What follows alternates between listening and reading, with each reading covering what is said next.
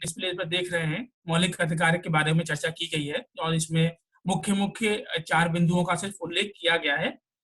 तो पहले तो हम ये समझेंगे कि मूल अधिकार का सृजन कैसे हुआ, मतलब मूल अधिकारों का ओरिजिन कैसे हुआ।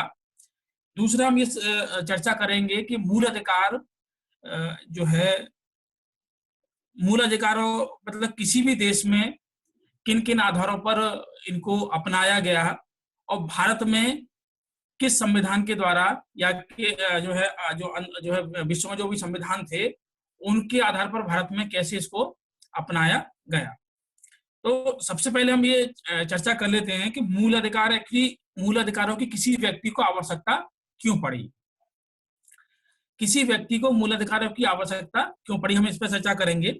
जैसे कि पहली क्लास में जो भी लोग पार्टिसिपेट किया होगा, मैंने उसको बताया था कि व्यक्तियों से मिलकर समाज बनता है और समाज से मिलकर एक राज्य का निर्माण होता है, या व्यक्तियों एक समाज और समाज से मिलकर एक राज्य का निर्माण होता है। तो अगर पुराने समय की हम लोग बात कर रहे हैं, जब राज्य का निर्माण हुआ था, तो व्यक्ति जो थे, व्यक्ति का मूल नेचर क्या होता है कि वो अपने आप में स्वतंत्र रहना चाहता है और वो अपने अधिकारों, जो भी है उसके अधिकार, वो अपने अधिकारों को चाहता है। व्यक्ति 2 चीजें चाहता है, एक तो स्वतंत्रता चाहता है और एक अपने अधिकार चाहता है। लेकिन जब व्यक्ति ने एक समाज का निर्माण किया, क्योंकि व्यक्ति एक सामाजिक है और उसकी जो गतिविधियां होती हैं वो एक समाज के अंतर्गत होती हैं, उसकी सारी गतिविधियां। तो एक व्यक्तियों का समूह मिलकर एक समाज बना। तो जब समाज बन गया तो व्यक्तियों, क्योंकि अब समाज में सभी तरह के लोग होते हैं, कुछ ऐसे व्यक्ति भी होते हैं अगर हम आज के समय में एग्जांपल से देखें, हम अगर कोविड-19 या महामारी के समय में देखें तो कुछ व्यक्ति ऐसे भी हैं जो जो सरकार द्वारा जो भी उनको अधिकार दिए गए हैं या सरकार द्वारा जो भी प्रतिबंध लगाए गए हैं, लेकिन वो उन प्रतिबंधों को या जो उनको मिले उसका गलत इस्तेमाल कर रहे हैं। तो पहले भी ऐसी था कि व्यक्ति को अधिकार भी थे और उसके बाद स्वतंत्रताएं भी थी, लेकिन वो समाज में रह रहे थे। तो समाज में जो रहने के दौरान उनके बीच में कुछ कॉन्फ्लिक्ट उत्पन्न हो गए, मतलब उनके बीच में एक संघर्ष की उत्पत्ति, मतलब संघर्ष की स्थिति उनके अंदर में हो गई, समाज के अंदर व्यक्तियों में। अब क्योंकि समाज में एक संघर्ष की स्थिति है और व्यक्ति जो है अपनी स्वतंत्रता भी चाहता है और अपने अधिकारों को भी चाहता है, तो व्यक्तियों ने मिलके या ये कहें कि समाज के स्तर पर एक ये डिसाइड हुआ कि व्यक्ति अपनी कुछ स्वतंत्रताएं और कुछ अधिकार अपने जो हैं एक ऐसी संप्रभु शक्ति को देंगे जो व्यक्तियों के अधिकार और उनकी स्वतंत्रता की रक्षा कर सके। तो इस आधार पर एक राज्य का निर्माण हुआ। जैसे कि हमने पहले बताया था, राज्य जो है अपने आप में संप्रभु है। तो व्यक्तियों ने अपने कुछ अधिकार, कुछ स्वतंत्रताओं में कटौती कर एक राज्य का निर्माण किया। अब राज्य का क्या दायित्व होता है कि जो उसके नागरिक हैं और जो उसके अंतर्गत उसकी जो क्षेत्र है, उसकी सीमाएं हैं, उनके अंतर्गत जो निवास करते हैं, वो उनकी स्वतंत्रता और उनके अधिकारों को जो है स्वतंत्रता और उनके अधिकारों की रक्षा करे। अब चूंकि राज्य जो है अपने आप में संप्रभु है और राज्य को सभी जो व्यक्ति हैं, समाज के जो नागरिक हैं, उन्होंने अपनी तरफ से उसको शक्तियां प्रदान की हैं, तो कहीं ऐसा ना हो जाए कि राज्य अपने आप में इतना शक्तिशाली हो जाए कि वो व्यक्तियों की जो स्वतंत्रता और अधिकार दिए गए हैं उनका ही दमन कर दे। इसको हम ऐसे समझ सकते हैं, जर्मनी में और इटली में हम देख सकते हैं कि वहां पे द्वितीय विश्व युद्ध से पहले प्रथम विश्व युद्ध के बाद में वहां पे नाजी और फांसीवाद जो है उत्पन्न हुआ।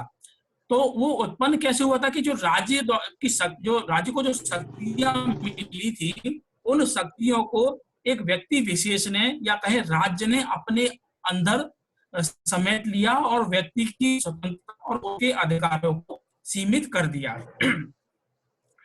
तो मूल अधिकार जो होते हैं तरीके से 2 कार्य करते हैं। मूल अधिकार, एक तो व्यक्ति को जो स्वतंत्रता और जो अधिकार मिले हैं उनकी राज्य की जो शक्ति होती है उससे सुरक्षा करते हैं। दूसरा, जो व्यक्ति की स्वतंत्रता जो और व्यक्तियों को जो स्वतंत्रता मिली होती है उसको भी सीमित करते हैं। अब थोड़ा सा और पहले हम जाएं कि मूल अधिकार की जो मांग क्यों थी।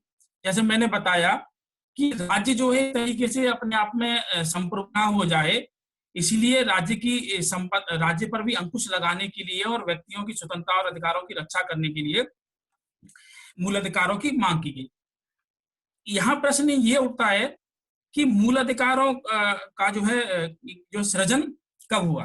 क्योंकि राज्य का जब निर्माण हो गया, तो राज्य को संचालन करने की भी कोई ना कोई एक जो है व्यक्ति होगा या सरकार होगी राज्य को संचालन करने के लिए। जैसे भारत में अगर हम कहें तो सरकार है हमारी, किसी भी देश में होती है वो सरकार होती है, तो वो राज्य जो है उसके अंतर्गत जो भी गतिविधियां होती है उनका संचालन करती है। तो ऐसे ही जब राज्य बना तो प्रारंभ में जो राज्य की संरचना थी या राज्य पर जो शासन जो लोग करते थे, वो राजतंत्रात्मक व्यवस्था थी। तो राजतंत्रात्मक व्यवस्था में आपको पता है कि एक ही व्यक्ति राजा होता है, और राजा भी जो होता था वो भी एक तरीके से निरंकुश होता था, मतलब पूरे राज्य में उसी का शासन चलता था। तो हम बात करें सबसे पहले मौलिक अधिकार या मूल अधिकार जो है मांग इंग्लैंड में की गई थी। इंग्लैंड में मूल अधिकार व्यक्ति, क्योंकि वहां पे राजा का शासन था और राजा जो है वो कभी कभी निरंकुश हो जाते थे और व्यक्तियों की स्वतंत्रता और उनके अधिकारों का खनन करते थे। तो वहां के लोगों द्वारा सबसे पहले मौलिक अधिकारों की मांग की गई, और चूंकि मौलिक अधिकारों की मांग वहां काफी लंबे समय से की जा रही थी, तो सबसे पहले ब्रिटेन के शासक द्वारा 1215 में जो है ब्रिटिश नागरिकों को कुछ अधिकार दिए गए। तो जो अधिकार उनको दिए गए और जो अधिकार का एक लेटर, ये कहें हम एक लिखित दस्तावेज जो जारी किया गया था, उसको अधिकार पत्र कहा गया, मतलब नागरिकों का अधिकार पत्र, जिसको इंग्लिश में मैग्ना कार्टा कहा जाता है। तो सबसे पहला लिखित जो है अधिकारों का दस्तावेज मैग्ना कार्टा 1215 में ब्रिटेन सम्राट जॉन द्वारा दिया गया। अब चूंकि ब्रिटिश के नागरिकों को जो है एक तरीके से मौलिक अधिकार मिल गया, लेकिन ये कुछ ही मौलिक अधिकार दिए गए थे, जबकि लोगों द्वारा ये मांग की जा रही थी कि उनको राज्य जो है उससे अधिक स्वतंत्रता और अधिकार दिए जाएं। फिर बाद में एक 1689 में बिल ऑफ राइट के माध्यम से मौलिक अधिकारों को बढ़ाया गया या मौलिक अधिकारों को और अधिक विस्तृत किया गया। अगर यूरोप की बात करें, फ्रांस की बात करें, तो फ्रांसीसी क्रांति के बारे में आप सभी लोग जानते होंगे। फ्रांसीसी क्रांति का नारा स्वतंत्रता, समानता और बंधुत्व की बात की गई थी। तो फ्रांसीसी क्रांति का उद्देश्य यही था कि लोग स्वतंत्रता चाह रहे थे, समानता चाह रहे थे और बंधुत्व चाह रहे थे एक दूसरे के को।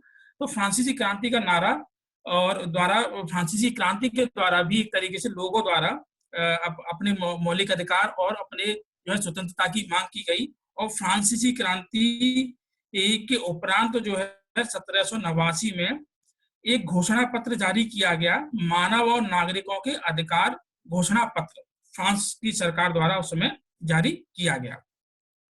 क्योंकि उस समय मौलिक अधिकार की हम बात करें या जो नागरिक अधिकार थे उनकी बात करें, वो काफी मतलब विस्तृत नहीं थे, एक सीमित अर्थों में थे। तो अगर हम बात करें कि अमेरिका में जो मौलिक अधिकार जो है दिए गए थे 1791 में अमेरिका के संविधान में, अमेरिका के संविधान में मूल रूप से मौलिक अधिकार नहीं थे जब अमेरिका का संविधान जब बनाया गया, क्योंकि वहां अमेरिका की अगर हम अभी भी बात करें तो वहां मौलिक अधिकार अपने आप में एक बहुत विस्तृत रूप में है। वहां पर मौलिक अधिकारों पर किसी भी तरह की रोक नहीं है। जैसे भारतीय संविधान में मौलिक अधिकार जो दिए गए हैं उन पर एक युक्त प्रतिबंध लगाया गया है, ऐसा अमेरिका के संविधान में नहीं था।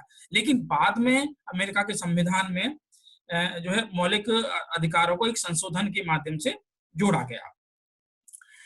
अब अगर हम भारतीय परिप्रेक्ष्य की बात करें तो भारत चूंकि एक जो है ब्रिटिश की तरीके से उनके अधिकार में था, भारत ब्रिटिश का राज था, तो उस राज के दौरान भी भारतीयों को मौलिक अधिकार नहीं थे। एक तरीके से उनके जो मौलिक अधिकार है स्वतंत्रता पर एक तरीके से प्रतिबंध था। तो हमारे जो स्वतंत्रता सेनानी थे उनके द्वारा समय समय पर मौलिक अधिकारों की मांग की गई, या उनके द्वारा समय समय पर व्यक्तियों को कुछ अधिकार दिए जाने की मांग की गई। जैसे कि पहले कहा गया कि प्रेस की स्वतंत्रता होनी चाहिए, तो प्रेस की स्वतंत्रता को भी हमारे संविधान में एक मौलिक अधिकार, प्रेस की स्वतंत्रता का मतलब ये हो गया कि अभिव्यक्ति की स्वतंत्रता। अभिव्यक्ति का मतलब आप किसी भी माध्यम से, चाहे लिखित माध्यम में या बोलकर किसी भी माध्यम में आप अपने जो है किसी बात को कह पा रहे हैं, तो वो आपकी अभिव्यक्ति की स्वतंत्रता है। तो प्रारंभ से ही हमारे जो स्वतंत्रता सेनानी थे, उनके द्वारा ब्रिटिश शासन के अंतर्गत अधिकारों की मांग की जाती रही। अगर हम वैसे देखें तो सबसे पहले मौलिक अधिकारों की जो मांग की गई थी 1928 के नेहरू रिपोर्ट में स्पष्ट रूप से मूल अधिकारों का उल्लेख किया गया। उसके बाद में गांधी जी द्वारा भी मौलिक अधिकारों की मांग की गई। और अगर हम देखते हैं स्वतंत्रता आंदोलन के दौरान 1930 में कांग्रेस अधिवेशन जो कराची में हुआ था, उसमें मौलिक अधिकार के संबंध में एक प्रस्ताव पारित किया गया। लेकिन चूंकि ब्रिटिश सरकार थी और उस दौरान भारत में स्वतंत्रता आंदोलन भी हो रहे थे, अगर हम देखें तो 1930-31 में जो असहयोग आंदोलन भी हुआ था और एक तरीके से उसका बर्बरतापूर्वक दमन किया गया, तो सरकार द्वारा जो स्वतंत्रता सेनानी थे या लोग थे, उनके द्वारा जो मौलिक अधिकारों की मांग की गई थी, उनको एक तरीके से डिनाई कर दिया। सरकार ने कहा कि हम आपको मौलिक अधिकार नहीं दे सकते हैं, और एक तरीके से जो व्यक्तियों की, जो हमारे जो नागरिक थे, उनकी मांग को अनसुना कर दिया। भारत में जो है भारत जब स्वतंत्र हुआ है, या ये कहें कि जब भारतीय संविधान का जब निर्माण हो रहा था, तो मूल अधिकारों के चूंकि आपको पता है कि जब संविधान का जब निर्माण हुआ, क्योंकि संविधान का निर्माण अपने आप में एक बहुत जटिल प्रक्रिया थी, और उसकी प्रक्रिया को पूर्ण करने के लिए संविधान सभा द्वारा अलग अलग समितियों का निर्माण किया गया। तो एक ऐसी ही समिति थी, मूल अधिकार एवं अल्पसंख्यकों के अधिकार के संबंध में एक समूल समिति का निर्माण किया गया सरदार वल्लभ भाई पटेल की अध्यक्षता में। इस समिति का कार्य जो था, मूल अधिकार एवं अल्पसंख्यकों के अधिकार के संबंध में परामर्श देना था। तो सर, ये 4 मौलिक अधिकार रुके हुए हैं स्क्रीन पे, तो अभी बता रहे हैं, बताएंगे, यही चल रहा है अभी। Okay sir. हाँ, अभी यही चल रहा है। तो स्वतंत्र जो है भारतीय संविधान जो सभा का जब निर्माण हुआ, तो संविधान सभा में मौलिक अधिकार एवं अल्पसंख्यक अधिकारों को लेकर सरदार वल्लभ भाई पटेल की अध्यक्षता में एक परामर्श समिति का गठन किया गया, और उस समिति की सिफारिश के आधार पर मौलिक अधिकारों का, भारतीय संविधान में मौलिक अधिकारों को रखा गया। अब हम बात करते हैं कि मौलिक अधिकार अपने आप में मूल क्यों है, या ये कहें कि मौलिक अधिकार जो है किसी व्यक्ति के लिए आवश्यक क्यों है। तो मौलिक अधिकार, जैसे कि आप अपनी स्क्रीन पर देख पा रहे हैं, कि मौलिक अधिकार किसी भी व्यक्ति के सर्वांगीण विकास के लिए आवश्यक होते हैं। सर्वांगीण विकास का मतलब यह हो गया कि व्यक्ति को वो भौतिक, बौद्धिक, नैतिक और आध्यात्मिक उसकी जो आवश्यकताएं होती हैं, उसको पूरा करते हैं।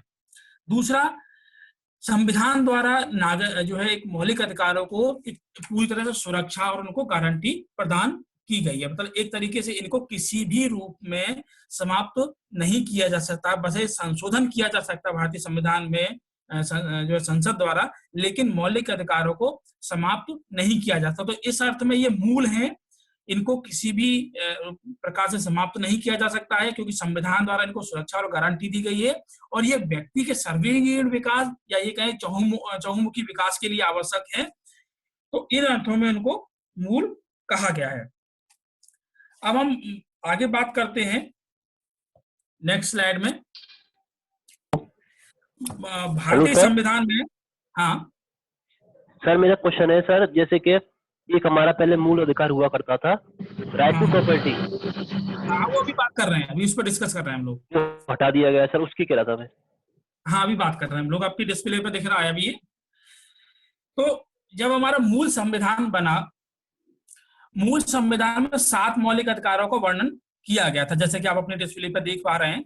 समता का अधिकार अनुच्छेद 14 से 18, स्वतंत्रता का अधिकार अनुच्छेद 19 से 22, शोषण के विरुद्ध अधिकार 23 और 24, धार्मिक स्वतंत्रता का अधिकार 25 से 28, शिक्षा एवं संस्कृति का अधिकार 29-30, और ये संपत्ति का अधिकार जो अब समाप्त हो गया है, वो अनुच्छेद 31 के तहत रखा गया था, और संवैधानिक उपचारों का अधिकार। तो अगर हम बात करें क्योंकि भारत जब स्वतंत्र हुआ था तो स्वतंत्रता के समय तो इन मौलिक अधिकारों में संपत्ति के अधिकार को रखा गया, लेकिन भारत में आप लोगों को एक चीज भी, 12 जी बताइए। 12 हाँ, आपकी आवाज नहीं आ रही मेरे पास। इसमें 12 और 13 आर्टिकल तो है नहीं सर। 12-13 नहीं है, लेकिन मेन यही है। वो एक्चुअली क्या है कि वो राज्य की परिभाषा है और संविधान के दौरान जो विधियां लागू की गई हैं उनके संबंध में। लेकिन मूल रूप से जो हमारे मौलिक अधिकार जो शुरू होते हैं वो समानता, स्वतंत्रता और शोषण के विरुद्ध अधिकार, धार्मिक स्वतंत्रता का अधिकार, शिक्षा का अधिकार और संवैधानिक उपचारों का अधिकार, ये 6 ही मूल अधिकार है। ठीक है, ठीक है सर। ठीक है ना। अब जैसा कि मैं भी आपको बता रहा था कि जब भारत जब स्वतंत्र हुआ था तो अगर हम स्वतंत्रता से पहले की बात करें, भारत में जो है जमींदारी प्रथा थी। तो एक व्यक्ति जो जमींदार के रूप में होता था उसके पास में ही उसको ही जमींदारों भूमि का स्वामी माना गया, और जो अन्य गांव के जो लोग थे जिनके पास भूमि नहीं थी वो उसके एक तरीके से आश्रित थे और उसके खेतों में एक मजदूरी के तौर पर काम करते थे। तो भूमि का एक तरीके से असमान वितरण था। दूसरा, भारत जब स्वतंत्र हुआ तो भूमि के समान वितरण के लिए भूमि सुधार कानून लाए गए जिसमें चकबंदी और हदबंदी थे।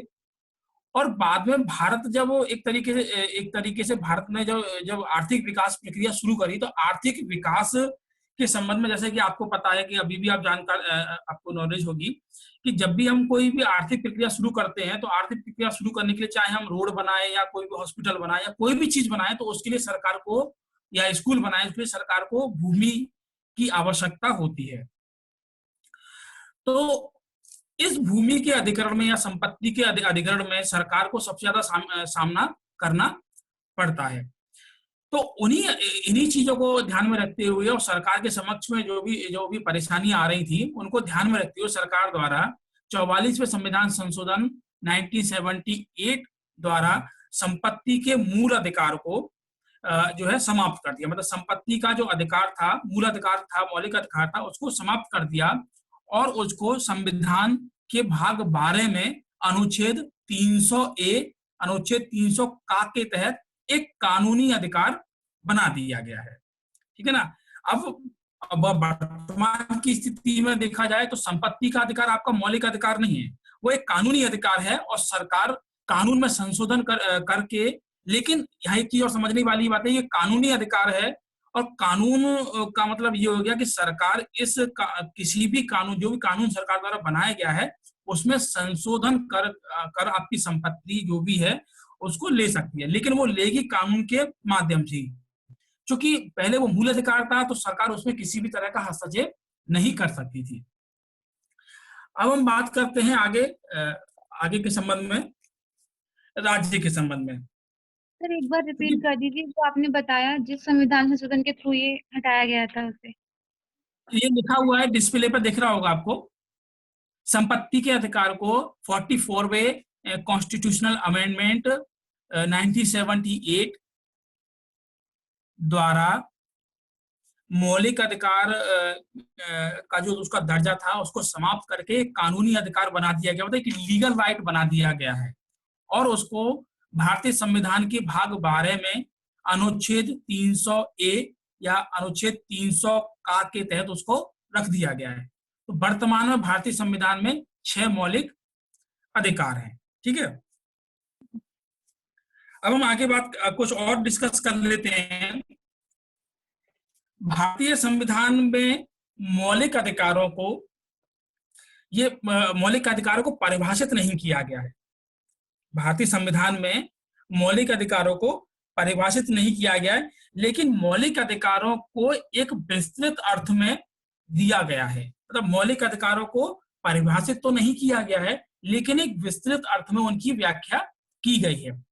साथ ही सरकार द्वारा ये कहेंगे संविधान द्वारा मौलिक अधिकारों पर कुछ युक्त प्रतिबंध लगाए गए हैं। अगर हम इनकी विशेषताओं की बात करें तो पहली बात तो ये, संविधान की जो मौलिक अधिकार जो है जो संविधान में इनकी परिभाषा नहीं दी गई है, लेकिन इनका विस्तृत वर्णन किया गया है। दूसरा ये विशेषता के तौर पर देखें तो मौलिक अधिकार राज्य के विरुद्ध नागरिकों को सुरक्षा प्रदान करते हैं। दूसरा पॉइंट ये, मौलिक अधिकार राज्य के विरुद्ध नागरिकों को सुरक्षा प्रदान करते हैं, लेकिन कुछ मौलिक अधिकार एक व्यक्ति को दूसरे व्यक्ति से भी सुरक्षा प्रदान करते हैं। दोबारा रिपीट कर रहा हूं, कुछ मौलिक अधिकार जो है, सामान्यतः जो मौलिक अधिकार हैं वो व्यक्ति को, वो राज्य के विरुद्ध नागरिकों को सुरक्षा प्रदान करते हैं, राज्य के विरुद्ध नागरिकों को सुरक्षा प्रदान करते हैं, लेकिन कुछ मौलिक अधिकार व्यक्तियों के विरुद्ध भी सुरक्षा प्रदान करते हैं। जैसे हम आर्टिकल की 17 की बात करते हैं, जिसमें अस्पृश्यता का अंत के बारे में कहा गया है, मतलब छुआछूत की। तो एक, क्योंकि छुआछूत जो है एक तरीके से एक व्यक्ति की दूसरे व्यक्ति के प्रति है, ना कि व्यक्ति की राज्य के प्रति है। तो छुआछूत की का अंत जो है, जो हमारे 17वें अनुच्छेद में दिया गया है, तो एक व्यक्ति के दूसरे व्यक्ति से जो है एक तरीके से अधिकारों की बात की गई है। ऐसे ही हमारा अनुच्छेद 23 जो है मानव दुर्व्यापार की बात करता है, रोग की बात करता है, और अनुच्छेद 24 जो है कारखानों में बच्चों के नियोजन पर प्रतिबंध की बात करता है। तो ये कुछ मौलिक अधिकार ऐसे हैं जो एक तरीके से व्यक्तियों के विरुद्ध प्रदान किए गए हैं। तीसरी हम बात करें मौलिक अधिकार जो है, कुछ मौलिक अधिकार ऐसे हैं जो केवल भारतीय नागरिकों को प्राप्त हैं। हमने लास्ट टॉपिक में चर्चा किया था कि नागरिक कौन है, और जो है व्यक्ति दो तरह के होते हैं। भारत की बात करें तो भारत में दो तरह के व्यक्ति हैं, एक नागरिक हैं और दूसरे विदेशी व्यक्ति हैं। तो जो नागरिक हैं वो मौलिक और उनको सिविल और कानूनी राइट उनको मिले हुए हैं। सर आवाज कम आ रही है, थोड़ी स्लो।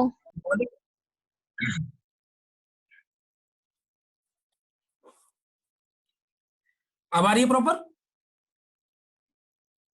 Yes sir. ठीक है। तीसरा ये, भारत में जो मूल अधिकार हैं, मतलब कुछ मूल अधिकार केवल नागरिकों को प्राप्त हैं। जैसे अनुच्छेद 15,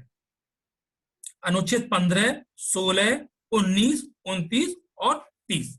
अनुच्छेद 15 क्या कहता है कि अनुच्छेद 15 हमारा ये कहता है कि राज्य धर्म, मूल वंश, जाति, लिंग या जन्म स्थान के आधार पर किसी भी प्रकार का भेदभाव नहीं करेगा। आर्टिकल 16 हमारा लोक नियोजन में अवसर की समानता, मतलब सरकारी नौकरियों में सभी व्यक्तियों को समान रूप से प्रतिभाग करने का अधिकार होगा, सभी को समान, किसी राज्य जो है किसी भी प्रकार का भेदभाव नहीं करेगा। अनुच्छेद 29 जो है स्वतंत्रता का अधिकार देता है, और 29 और 30 जो है जो धार्मिक भाषा और धर्म के आधार पर जो अल्पसंख्यक हैं उनको संरक्षण देने की बात करता है। तो भारतीय संविधान में अनुच्छेद 15, 16, 19, 29 और 30 जो है केवल भारतीय जो नागरिक है उनको प्राप्त हैं, जबकि अन्य अधिकारों की हम बात करें, चाहे वो अधिकार जो है 18 हो या 21 हो, 20 हो, 21 हो, 22 हो, 23, 24 और जो भी धार्मिक स्वतंत्रता के जो भी अधिकार हैं वो जो है सभी व्यक्तियों को प्राप्त हैं, चाहे भारत के नागरिक हैं या नहीं है। अगर वो विदेशी भी हैं तो उनको भी वो अधिकार प्राप्त हैं। अब हम बात करते हैं अनुच्छेद 12 से हम लोग आर्टिकल 32 रिपीट कर दो। आर्टिकल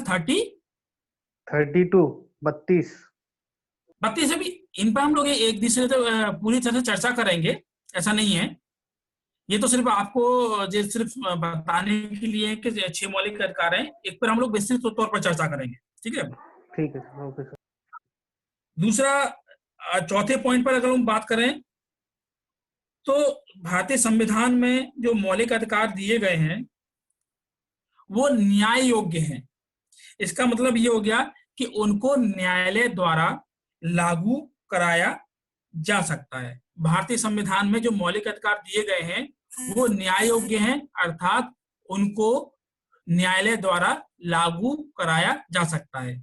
यदि किसी व्यक्ति के मौलिक, अब हम बात कर लेते हैं 30 की बात कर ले, वो उसी से जुड़ा हुआ है। अगर किसी व्यक्ति के मौलिक अधिकारों का हनन होता है तो वो संवैधानिक उपचारों का अधिकार अनुच्छेद 32 के तहत सुप्रीम कोर्ट में और अनुच्छेद 226 के तहत उच्च न्यायालय में जा सकता है अपने मूल अधिकारों की रक्षा के लिए। तो संवैधानिक उपचारों का अधिकार एक तरीके से हमारी जो सर्वोच्च न्यायालय है, हमारा जो सुप्रीम कोर्ट है, उसको मूल अधिकारों का प्रहरी बनाया गया है। अगर किसी भी तरह से, चाहे संसद के कानून द्वारा या किसी भी व्यक्ति द्वारा जो व्यक्ति को जो प्रदान किए गए मौलिक अधिकारों उनका उल्लंघन होता है, तो सुप्रीम कोर्ट उसमें एक तरीके से प्रहरी की भूमिका अदा करता है और उसके मौलिक अधिकारों की रक्षा करता है। दूसरी चीज, जो संविधान में मौलिक अधिकार दिए गए हैं उनको त्यागा नहीं जा सकता है। अगर कोई व्यक्ति ये कहता है कि सर मुझे जो मौलिक अधिकार मिले हैं तो क्या मैं उनको त्याग सकता हूं? नहीं। भारतीय संविधान में सभी को समान रूप से मौलिक अधिकार प्रदान किए गए, सभी नागरिकों को समान रूप से मौलिक अधिकार प्राप्त हैं। कोई भी व्यक्ति अपने मौलिक अधिकारों को त्याग नहीं सकता है।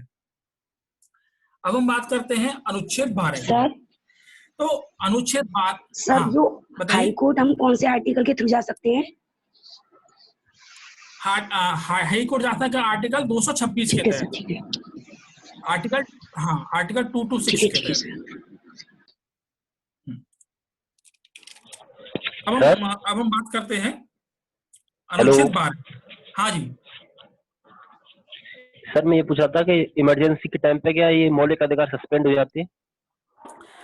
हाँ, इमरजेंसी के तहत जो है सिर्फ 2 मौलिक अधिकारों को छोड़कर 20 और 21 को छोड़कर सारे मौलिक अधिकार जो है सारे हो जाते सस्पेंड होते हैं। हाँ, आगे हम बात करेंगे उन पे भी जब वो मौलिक अधिकार आएंगे तो। ठीक है, तो मोटा मोटा आप लोगों ने मौलिक अधिकारों की विशेषताओं के बारे में जाना, 4 या 5 मैंने आपको विशेषताएं इसमें बताई।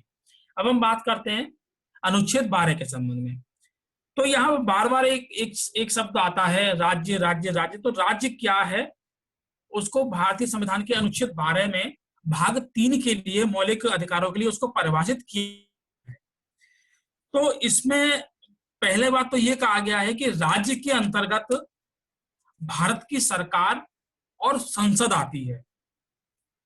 भारत की सरकार और संसद आती है। दूसरा, इसमें यह स्पष्ट किया गया है राज्यों की सरकार एवं राज्यों के विधानमंडल।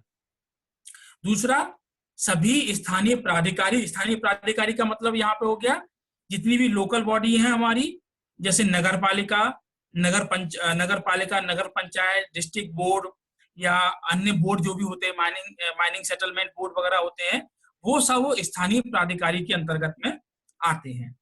स्थानीय प्राधिकारी को मतलब आप समझिए नगर पालिका, अगर किसी जिले में नगर पालिका है तो नगर पालिका हो गई। अगर कोई जिला है, अगर बड़ा जिला है तो वहां नगर निगम होता है, महानगर पालिकाएं होती हैं। तो वो शहरी स्तर पर नगर पालिकाएं हो गई। अगर ग्रामीण के स्तर पर हम बात करें तो हमारी ग्राम पंचायत जो है वो स्थानीय प्राधिकारी के अंतर्गत आते हैं। भारत की संसद के बारे, भारत की सरकार के बारे में आप समझते ही हैं। भारत की सरकार इस समय जो वर्तमान में जो सरकार काम कर रही है, भारत की सरकार वो हो गई। संसद से मतलब आप समझते ही हैं। दूसरा, राज्यों की सरकार, जैसे उत्तर प्रदेश की सरकार हो गई, उत्तर प्रदेश का विधानमंडल। अगर विधानमंडल में दोनों ही चीजें की बात कही गई है, विधानसभा की और विधान परिषद की। स्थानीय प्राधिकारी में नगर पालिका, नगर निगम, महानगर पालिका है। अगर ग्राम के स्तर पर ग्राम पंचायत। अब यहाँ बात करते हैं अन्य प्राधिकारी। तो अन्य प्राधिकारी को भारतीय संविधान में एक तरीके से विस्तृत रूप से डिफाइन नहीं किया गया था, लेकिन समय समय पर सर्वोच्च न्यायालय द्वारा अपने जो उन्होंने निर्णय दिए थे, अपने न्यायिक निर्णय दिए थे, उसके माध्यम से अन्य प्राधिकारी को परिभाषित किया गया है। अभी हम बात करते हैं अन्य प्राधिकारी के अंतर्गत कौन कौन सी मतलब क्या चीजें आती हैं। तो स्पष्ट रूप से यह उल्लेख किया गया है कि भारतीय संविधान में कोई जो है ऐसा प्राधिकारी या निकाय जो संविधान या किसी परिनियम द्वारा सर्जित किया जाता है, मतलब स्थानीय प्राधिकारी में वो आएंगे जो संविधान में इनका उल्लेख हो या किसी नियम के तहत तो उनका सृजन किया जाए। क्योंकि नियम कौन बनाएगा? हमारी जो सरकार होती है, जो कार्यपालिका होती है, वो नियम बनाएगी। तो उसके द्वारा उसको वो सृजित किया गया हो और उसको भी जो सृजित किया गया, जो अधिकारी, जो बॉडी बनाई गई है, जो अथॉरिटी बनाई गई है, उसको भी विधि और उपविधि बनाने की शक्ति उसको दी गई है। मतलब वो जो बनाया गया है सरकार द्वारा या संसद जो है संविधान द्वारा, और उसको भी कानून बनाने की शक्ति प्राप्त हो। तो इस आधार पर कुछ संस्थाओं का उल्लेख जो है एक तरीके से सर्वोच्च न्यायालय द्वारा अपने जो निर्णय दिए गए उसमें किया गया है। तो यहाँ हम ये कह सकते हैं कि जीवन बीमा निगम LIC को भी जो है अन्य प्राधिकारी के तौर पर माना गया है। ONGC यूनिवर्सिटी को भी एक अन्य प्राधिकारी के तौर पर शामिल किया गया है। भारत पेट्रोलियम निगम को भी शामिल किया गया है। भारतीय सांख्यिकी संगठन, उत्तर प्रदेश कोऑपरेटिव बैंक, भारतीय कृषि एवं अनुसंधान परिषद, भारतीय खाद्य निगम। तो ऐसी काफी सारी संस्थाएं हैं जिनको समय समय पर सुप्रीम कोर्ट द्वारा अन्य प्राधिकारी के तौर पर परिभाषित किया गया है। तो अन्य प्राधिकारी के तौर पर यहाँ दो मोटी मोटी चीज आती हैं कि उनका सृजन जो है या तो संविधान के द्वारा किया गया हो या किसी कानून के तहत किया हो गया। दूसरा ये कि जिनका सृजन किया गया है वो भी अपने आप में एक विधि बनाने की शक्ति रखती हो। ठीक है, तो आपने राज्य, अगर हम भारतीय संविधान के इस अनुच्छेद के तहत भाग जो 3 है जिसमें मूल अधिकारों का वर्णन किया गया है, अगर उसके तहत हम राज्य शब्द का प्रयोग करते हैं तो उसका अर्थ जो है संविधान के आर्टिकल 12 में उल्लेखित जो 4 चीजें हैं उनसे लगाया जाएगा। बता दीजिए जी क्या? अन्य प्राधिकारी को एक बार और बता दीजिए। हाँ, दोबारा, तो इसको दोबारा सुनिए। अनुच्छेद 12 जो है भारतीय संविधान के भाग 3 मतलब मूल अधिकारों के अंतर्गत जो राज्य शब्द का इस्तेमाल किया गया है उसको परिभाषित करता है। तो उसके अंतर्गत 4 चीजें बताई गई हैं: भारत की सरकार और संसद, राज्यों की सरकार और विधानमंडल, सभी स्थानीय प्राधिकारी। सभी स्थानीय प्राधिकारी का मतलब मैंने आपको बताया था, जिले के स्तर पर हम नगर की बात करें तो नगर में जो है नगर पालिका, नगर निगम, महानगर पालिका। अगर ग्रामीण क्षेत्र की बात करें तो हमारी ग्राम पंचायत या जो भी लोकल बॉडी वहां काम कर रही है वो होंगी। अन्य प्राधिकारी के अंतर्गत में जो है उनको शामिल किया गया है जो संविधान या किसी नियम के तहत सृजित किए गए हैं, जो संविधान द्वारा या किसी नियम के तहत सृजित किए गए हैं। दूसरा, और उनको भी कानून बनाने की शक्ति प्राप्त है। तो समय समय पर सुप्रीम कोर्ट द्वारा जो है इसका उल्लेख किया गया है कि कौन जो है स्थानीय प्राधिकारी के अंतर्गत आता है, कौन नहीं आता है। तो जैसे कुछ उदाहरण मैं आपको बता रहा हूँ: LIC, ONGC, oil and natural gas जो है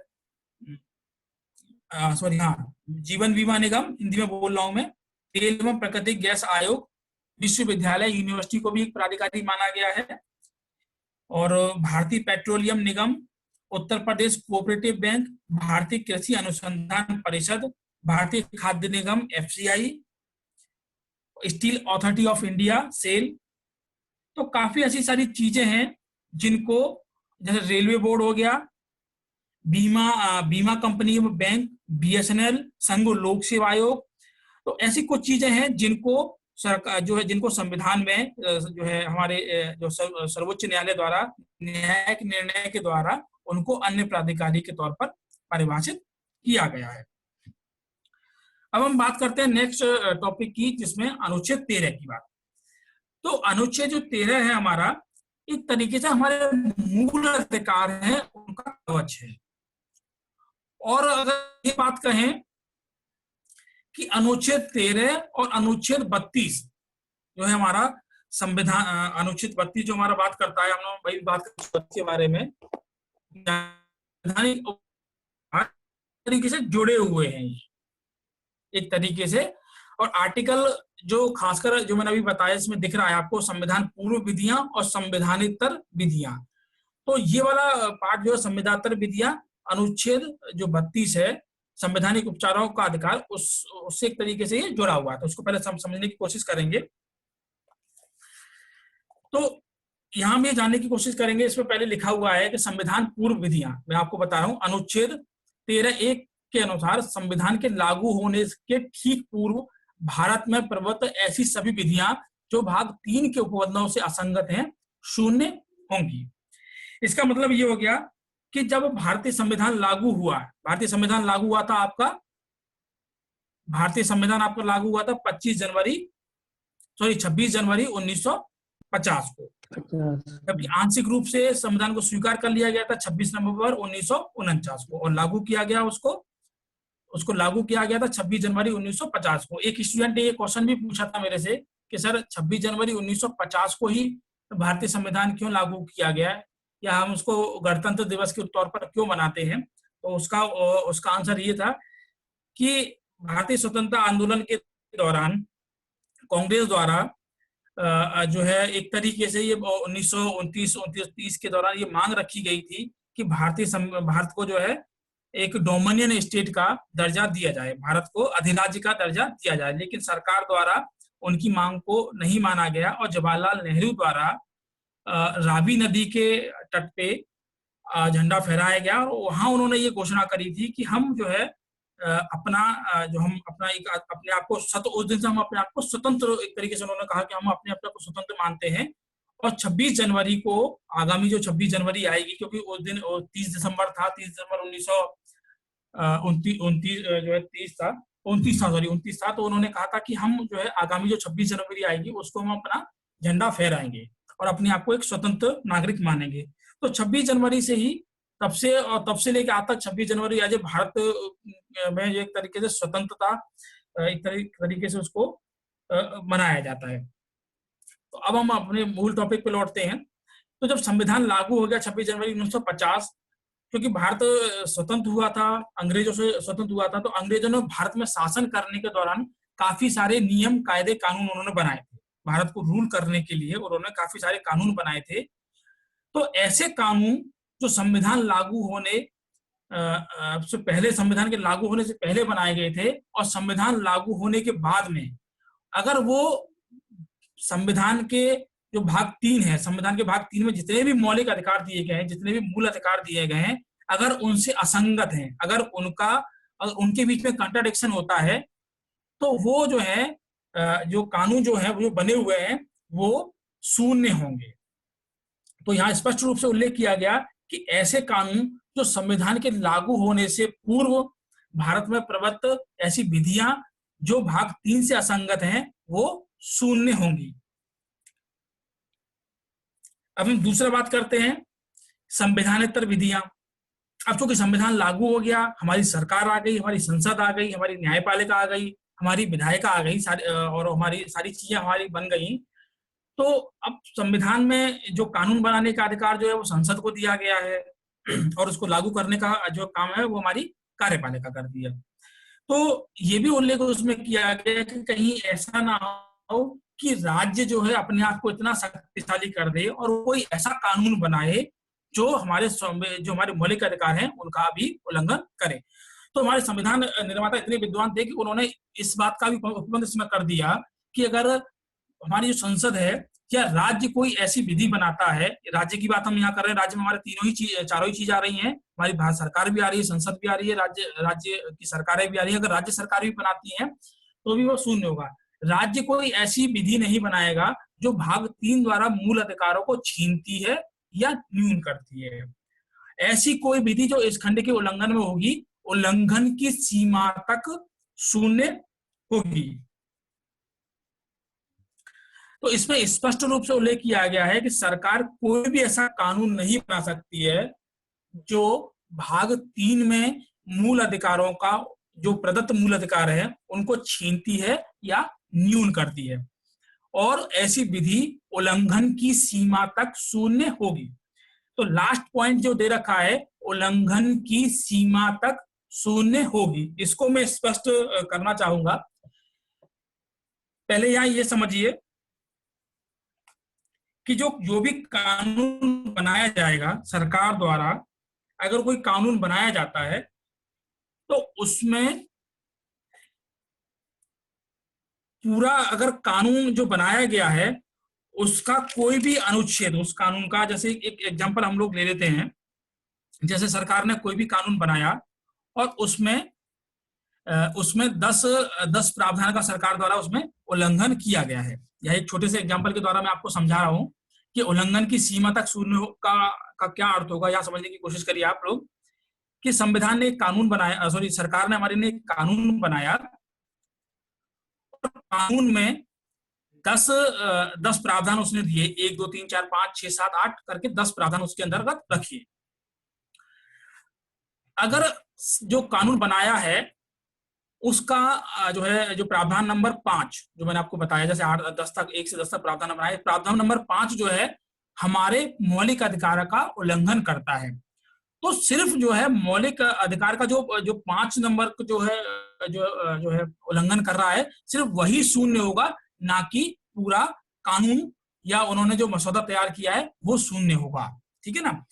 तो उल्लंघन की सीमा तक का शून्य का अर्थ ये हो गया कि जो सरकार द्वारा 1 से 10 तक जो है कानून बनाए गए, उसमें जो 1 से 10 तक पॉइंट का जो उल्लेख किया गया है, उसमें मात्र 5वां जो है खंड जो है एक तरीके से शून्य होगा, ना कि पूरा की पूरा कानून शून्य होगा। पहली बात तो ये उसके अंतर्गत हो गई। दूसरा, सरकार ने जो कानून बनाया है, जैसे 1 से 10 तक उसमें जो उल्लेख किया गया प्रावधानों का, 1 से 10 तक प्रावधानों का उल्लेख किया गया है, अगर जो 5 नंबर का प्रावधान जो है वो हमारा जो कानून बनाया गया उसमें इस तरीके से सम्मिलित है कि 5 नंबर जो प्रावधान है अगर उसको हटा दिया जाए तो कानून बनाया गया है उसकी मूल भावना ही समाप्त हो जाएगी। तो जो है एक तरीके से पूरा जो कानून है वही शून्य घोषित हो जाएगा। तो एक तरीके से जो अधिनियम जो एक तरीके से ये कानून है हमारा, जो आर्टिकल 13(2) है, वो अधिनियम को वैध और अवैध 2 भागों में एक तरीके से बांट देता है। तो वो भाग सिर्फ जो संविधान के जो मूल अधिकार हैं, संविधान में जो प्रदत्त मूल अधिकार हैं, उनके उसके भाग से असंगत होगा, सिर्फ वही तरीके से शून्य होगा, और बाकी जितना भी अधिनियम है और जितना भी कानून जो बनाया गया है वो हमारा सेफ रहेगा। दूसरी चीज, अगर जो प्रावधान मूल अधिकारों का उल्लंघन करता है वो उस कानून के अंतर्गत इस तरीके से सम्मिलित है कि उस खंड को या उस प्रावधान को हटाने पर जो कानून लाए गए हैं उसका अर्थ ही एक तरीके से समाप्त हो जाता है। तो जो हमारा न्यायालय है, जो सर्वोच्च न्यायालय जिसको संविधान जो है मूल अधिकारों को प्रहरी बनाया गया है, वो जो है उस पूरे अधिकारों को ही शून्य घोषित कर देगा, या अपने आप में ही वो एक तरीके से शून्य माना जाएगा। यहां समझ में आया सभी को? यस सर, क्लियर है। जो आर्टिकल 13(1) आपने समझाया है उसको इजी लैंग्वेज में अगर शॉर्ट में बताना चाहें तो कैसे, बिकॉज ये बहुत टफ है। किसको? आर्टिकल 13(1) सॉरी 13(1) 13(1) ना, हाँ दोबारा इसको समझिए। 13(1) को सिंपल लैंग्वेज में हम ये कह सकते हैं कि संविधान के लागू होने से पूर्व, ठीक है ना, पहले ये समझिए कि भारत में, चूंकि भारत जो है ब्रिटिश से स्वतंत्र हुआ था, तो ब्रिटिश ने भारत में जो है राज करने के लिए सारी कानूनी व्यवस्था, चाहे विधायी हो या कानूनी व्यवस्था पूरी लागू करी थी उसने। तो उस समय भी क्योंकि उस समय भी कानून के माध्यम से एक तरीके से भारत में शासन चलाया जाता था, चाहे भारतीय लोगों को मूल अधिकार या जो है अन्य कानूनी प्रावधान ना दिए गए थे, लेकिन शासन जो चल रहा था वो कानून के प्रावधान के आधार पर ही चल रहा था। ठीक है ना। अब चूंकि 26 जनवरी के बाद में भारत अपने आप में एक स्वतंत्र हो गया और भारत ने अपना संविधान अपना लिया, तो जब और भारतीय संविधान में मौलिक अधिकारों की स्पष्ट रूप से उल्लेख कर दिया गया, तो और उससे पहले भी बहुत सारे ऐसे कानून जो थे भारतीय स्वतंत्र होने से पहले, जो भारत के मौलिक अधिकारों का उल्लंघन करते थे। जैसे कि हम लोग एक छोटा सा एग्जांपल समझ लेते हैं, 1919 में रूलेट एक्ट आया था। छोटा सा एग्जांपल आप समझिए, 1919 में रूलेट एक्ट आया था, जिसका मूल उद्देश्य यही था कि नो अपील, नो दलील और नो वकील। मतलब किसी भी व्यक्ति को सरकार जो है मतलब कि जो व्यक्ति को गिरफ्तार किया गया है उसको ना तो कोई अपील करने का अधिकार होगा, ना दलील का करने का अधिकार होगा, और ना वकील का अधिकार होगा। अगर सरकार ने रूलेट एक्ट अधिनियम के तहत अगर किसी व्यक्ति को गिरफ्तार किया गया है तो उसको कोई अधिकार नहीं था और सरकार जो है उसको एक लंबे समय तक बिना कारण बताए उसको जेल में रख सकती थी और ना उसको एक तरीके से ना तो उस पर जो है कोर्ट में ट्रायल चलता था और ना ही उसको वकील करने का अधिकार था उसको, ठीक है ना। क्योंकि ये कानून जो बनाया गया था वो भारतीय स्वतंत्रता आंदोलन के दौरान जो राष्ट्रवाद जो उभर रहा था उसको दबाने के लिए बनाया गया था और एक तरीके से ये मौलिक अधिकारों का उल्लंघन था, ठीक है ना। अब हम लोग जब स्वतंत्र हो गए 26 जनवरी 1945 को हमारा संविधान लागू हो गया, तो ऐसा कोई भी कानून जो भारतीय जो नागरिक हैं उनकी स्वतंत्रता का उल्लंघन करता है वो जो है वो शून्य होगा, ठीक है। आपको समझ में आया? Yes sir, yes sir. ठीक है, आ गया ना? तो क्योंकि आ गया ना, ठीक है। तो आज की क्लास हम लोग यही करते हैं और कल से हम जो है मूल तौर पर आर्टिकल 14 से शुरू करेंगे और 14 और 15 कल खत्म करेंगे, ठीक है ना। अगर किसी को कोई दिक्कत हो तो कल हम 5 मिनट का सेशन रखेंगे जिसमें दोबारा से रिवाइज करेंगे और कोई समस्या हो तो okay sir, okay, thank you sir. Okay, thank you sir. Thank you sir. Thank you sir.